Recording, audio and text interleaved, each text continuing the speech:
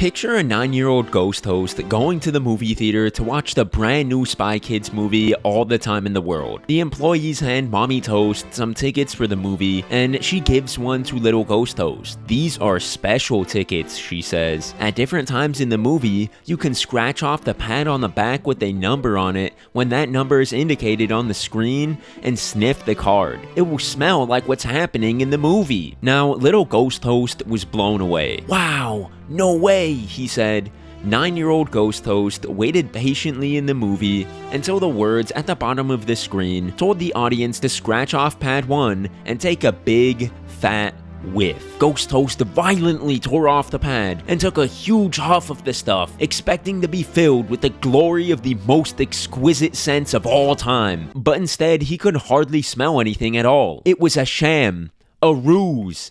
Everything he had put his belief into was a lie, and he was the pathetic fool for believing in it. I don't know why I decided to start this video off in a weird third-person recount loosely based off of the time I watched Spy Kids All the Time in the World in a movie theater, but maybe I was inspired by the topic of this video to try a little gimmick of my own. Since today we are going to be looking at the goofiest movie theater gimmicks that were just plain stupid. By the way, that Spy Kids scratch and sniff gimmick was real, and yes, it did not really work that well, and yes, the movie still completely sucked and was not good. I think one of the scents on the card was supposed to be like a fart smell, and from my recollection, I believe that that was the only one that like actually worked. Like, that one worked the best. So, I mean, that's pretty sad, dude. People legit paid to smell a fart from a character on screen. How inventive. So, the first 3 gimmicks that we're going to be looking at today all come from the same horror movie director, William Castle. Apparently, this dude's whole thing was to just make super basic horror movies, but then add some kind of crazy, outlandish gimmick to help sell tickets. This first one is the most outrageous one,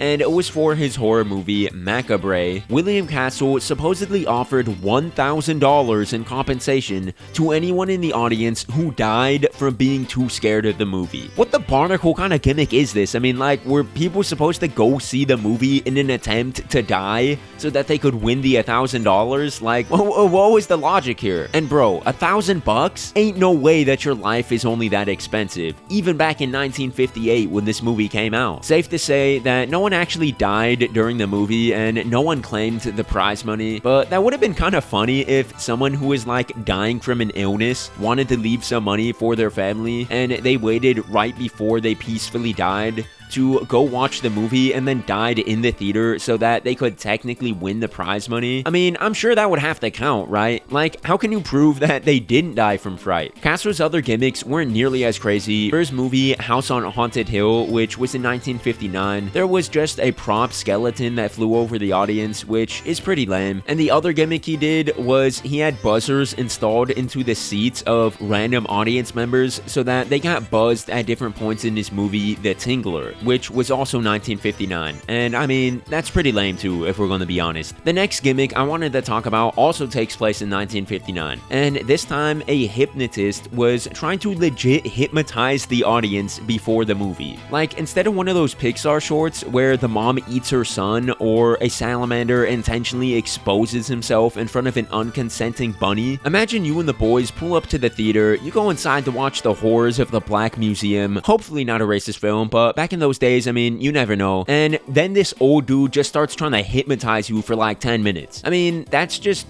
really weird. I don't know why they thought this would be a good idea. So I guess the whole basis of this was there was like a character in the movie that like hypnotized his victims to do horrible things. But like, bro, like, you're not gonna hypnotize the audience through the screen. That's just like really weird. Not surprisingly, this was never done again. Now, I'm sure many of you out there have heard of the term 4D. If you haven't, then what you need to know is that basically if 3D is like Super Saiyan 3, then 4D is like Super 4. It is basically just theater seats that move around a bit and some other things like scents, and like if someone sneezes in the camera, then they will spray water in your face or whatnot. Believe it or not though, there are some variations of this that are actually pretty cool, like the GOAT of 4D, Shrek 4D in Universal Studios Hollywood, which they sadly removed in 2017, or the Muppets Theater in Disney World. But those are good versions of 4D because they have clever writing or have Shrek. And the same cannot be said for a lot of 4D gimmicks out there. Take for example the Batman v Superman screening that took place at the time in a new movie theater in New York, which was supposedly trying to go past Super 4 and into Super Saiyan God with their new crazy 4DX. That's right, bro. This wasn't just 4D.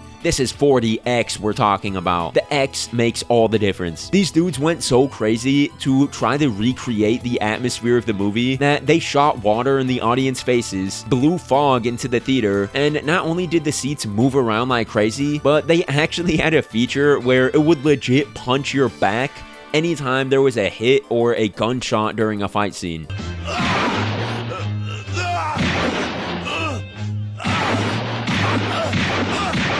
The guys who invented 4DX wanted it to be so real that when a character on screen got punched, they wanted to make sure that you got punched too. You know, for the realism. What makes this even worse is that the movie they chose to do this for already sucked and was a complete waste of time, but now instead of just suffering through a 2.5 hour long bad movie, you had to constantly get dumped with water and punched in the back while sitting in stiff, uncomfortable chairs. And all of this for the great price of $28. The last gimmick we're going to take a look at is another one from our boy William Castle, and this time it was for his movie Mr. Sardonicus. The little trick was that the audience could hold up glow-in-the-dark signs to vote for which ending of the movie they wanted to see. One where Mr. Sardonicus, hopefully I'm pronouncing that right, gets punished for his crimes, or one where he is shown mercy. Now, that might actually sound like a good idea, but the thing was that Castle totally lied about the possibility of two endings, and only ever filmed and screened the bad ending where Sardonicus, or however you pronounce his name, gets punished. So, I mean, I'm pretty sure that's like false advertising, but whatever. William Castle is truly the king of goofy movie theater stunts. Hopefully you learned something new in this video, and if you did and you want to see more of my content, then please leave a like and subscribe and help me get to my goal of 10,000 subs by the end of the year. Anyways, I'll catch you all on the next one. Have a great day.